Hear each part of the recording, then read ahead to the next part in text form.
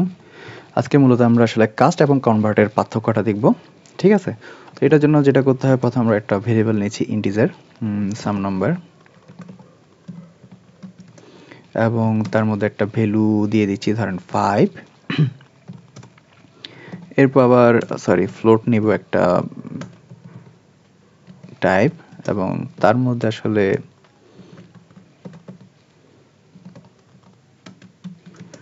Value দিয়ে দিলাম 5.98।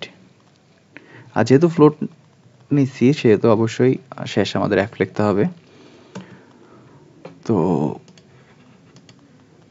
আমাদের প্রথমটাতে আসলে এখানে আসলে টাইপে সাউন্ড নাম্বার 5 দিয়েছি, দ্বিতীয়টাতে ফ্লোট দিয়েছি।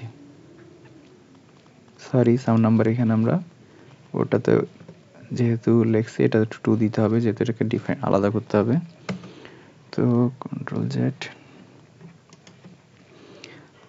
এখন আমরা যদি আসলে অ্যাজ ইউজুয়ালি যোগ করতে যাই, হ্যাঁ, ধরেন কনসোল ডট রাইট লাইন দিলাম, দেন সাম নাম্বার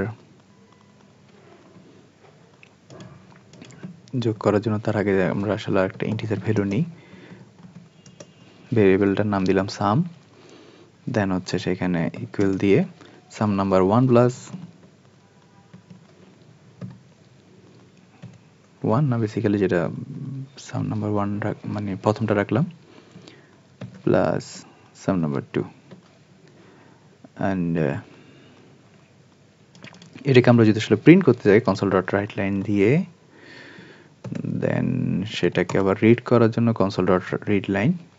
বাট কথা হচ্ছে এটা আমার এরর আসতেছে, কারণ কি আমার আসলে যেহেতু প্রথমটা সাম নাম্বারটা হচ্ছে ইন্টিজার এবং দ্বিতীয়টা হচ্ছে ফ্লোট, এরা যোগটা নিচ্ছে না।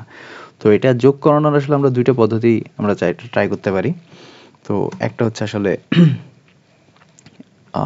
আমরা প্রথমটাতে আসলে এখানে এখন যে কাজটা করতে পারি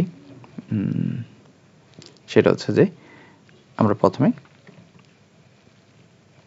এই রানটা করার জন্য ভ্যালুটাকে কাস্ট করে নিতে পারি। ঠিক আছে? এখন কাজটা কিভাবে করব? কাজটা আমরা সরাসরি চাইলে ধরেন এখানে সাম নাম্বার 2 যেটা আছে, সে সাম নাম্বার 2 এর সামনে যদি আসলে যে ডাটা টাইপে আমি আসলে ভ্যালুটা নিতে চাচ্ছি, ধরেন সাপোজ ইন্টিজার, তাহলে সেটা দিয়ে দিলে আমার কাজটা হয়ে যেতেছে। অর্থাৎ এখন আমি যদি আসলে কাস্টিং এর যে কাজটা সেটা আমার হয়ে যাচ্ছে। আমি যদি এটা এখন রান দিই, তাহলে আমার আসলে 5 5 10 চলে আসবে। তার কারণ হচ্ছে কাস্টিং এর ক্ষেত্রে দশমিকের পরে যে সংখ্যাগুলো থাকে সেই সংখ্যাগুলোকে আসলে নেয় না। ওকে, তো এটা তো গেল কাস্টের বিষয়টা।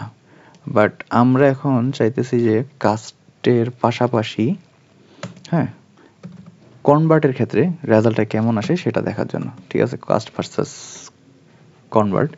তো সেই ক্ষেত্রে আসলে যে কাজটা করতে হবে, আসলে ফ্লোটের যে ভ্যালুটা আছে, সেম আমরা যদি সামটা যেভাবে আসলে একটা ভেরিয়েবল নিয়েছিলাম, আর একটা ভেরিয়েবল নিচ্ছি সাম টু ফর কনভার্ট দিয়ে দেন হচ্ছে সাম নাম্বার 1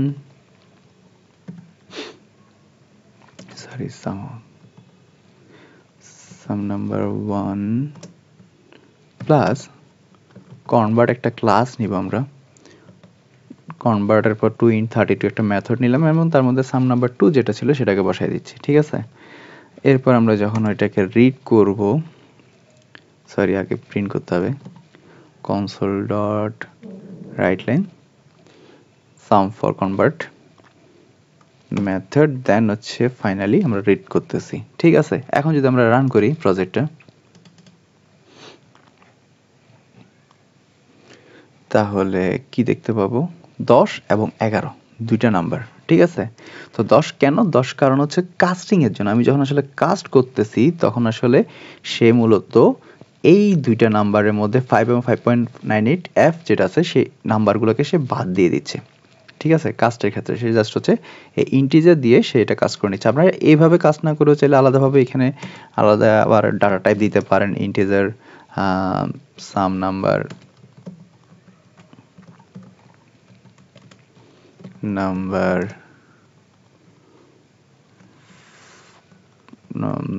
for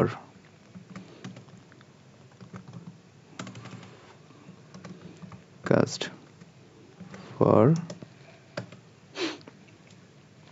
ঠিক আছে, দিয়ে এখানে আসলে যে ভ্যালুটা আমাদের আসলে ছিল যে সাম নাম্বার 2 সেটাকে সামনে আসলে ডাটা টাইপটা দিয়ে